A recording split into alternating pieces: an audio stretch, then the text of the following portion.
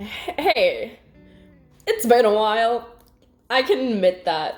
I've grown as a person enough to be able to admit that it's been a while. Hi. I'm sorry for all my subscribers who signed up for hair content and maybe DIY content. That might still be coming. But today I just felt like I had to make a video because I just saw Hannah Hart's video about her dad not going to her wedding. It was also raised a Jehovah's Witness. And a large part of my family are still Jehovah's Witnesses. And it's rough. Everybody knows this about me. If you know me, you probably know this about me. Not everybody might understand quite the extent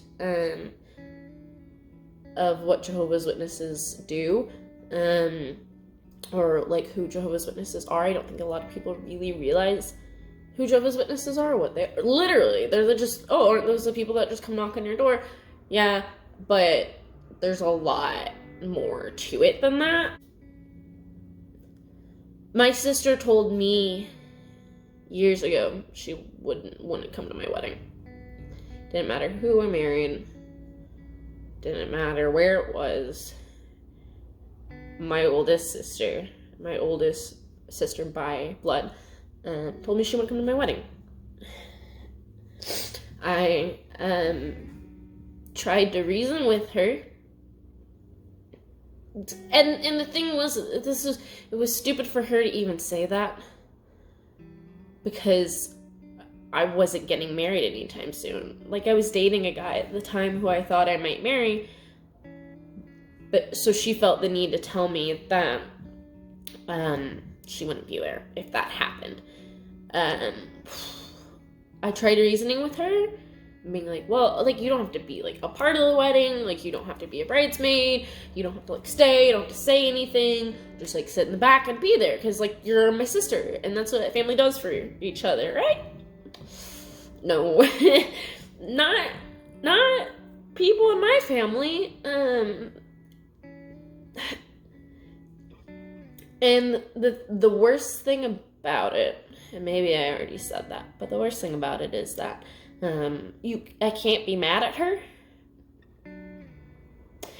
As much as I would love to put a face to the thing that I'm mad at, it is not my family members, including my sister, who do not speak to me. They genuinely feel like they're doing what's best for me. I know that deep down in their hearts, they love me with everything they have. But they are so caught up in this religion that they cannot realize that that is not how you treat your family members. And there's no reasoning with them. It just makes you more sad. It just leads to more arguments. It just, every time you think you'll get through to them, you don't.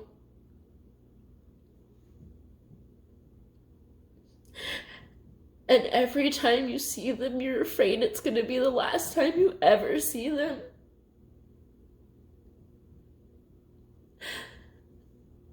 And you can't be mad at them, even though they're the ones deciding to do that. And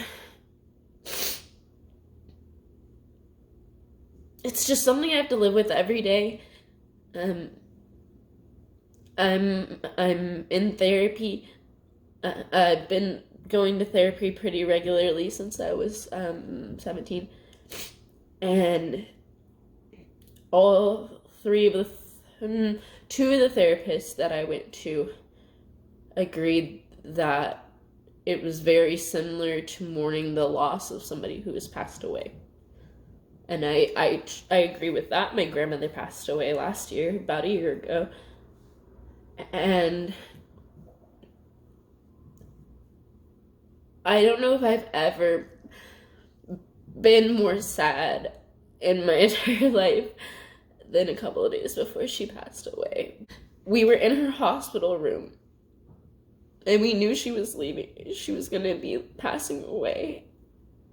So lots of people were coming to visit. I was seeing people that I hadn't seen in a very long time. Lots of family members who are Jehovah's Witnesses who don't speak to me anymore. But for occasions like this, they make exceptions, you know? So I'm sitting there, and my grandma's laying in the bed, and at this point she can't speak anymore.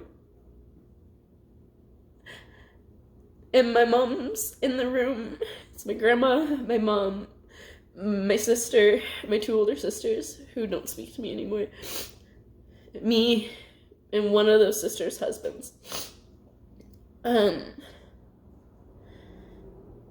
They all leave to say goodbye because one of them was leaving.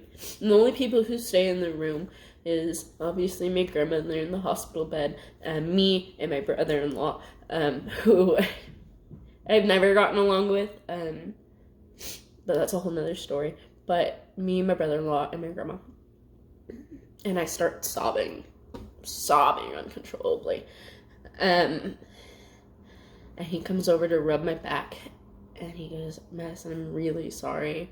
You know, your grandma was a great woman, and, you know, I'm really sorry that you have to go through this. And I kind of, like, hit his hand off my shoulder, and I was like, no, you're not.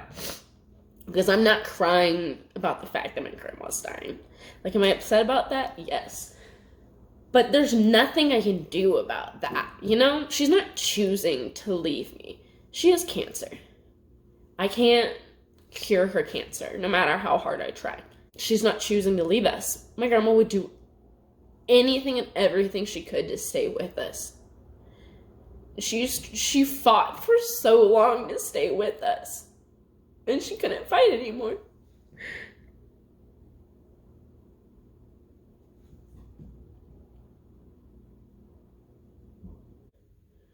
I started sobbing, not because my grandma was dying, but because I had been standing in a room full of the women that I love the most in the entire world, and who mean the most to me in the entire world. And I was losing all of them. And I couldn't do anything about any of them. All of them.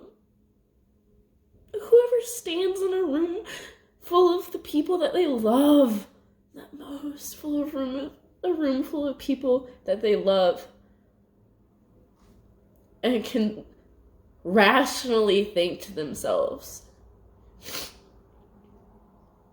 this might be the last time I see any of these people. And not because of some event that can't be stopped, but because of a religion that has taken over their lives. Sorry to get too deep on you guys, but that's just kind of how it is. And there's a lot of stories from my childhood of being raised in this religion that are insane. I by no means had a bad childhood, but it was definitely interesting. And so if you guys want to see any videos about how I wasn't allowed to celebrate holidays, or my birthday, or who I was and wasn't allowed to be friends with, like, whatever you guys want to know, I can definitely make a video about it. It will just be about my experience and my family. Lots of Jehovah's Witness families are different. Some are more strict, some are more lenient. It's all over the place. But if you want to hear my experiences with it, I'm always willing to talk about it. So, thanks for listening.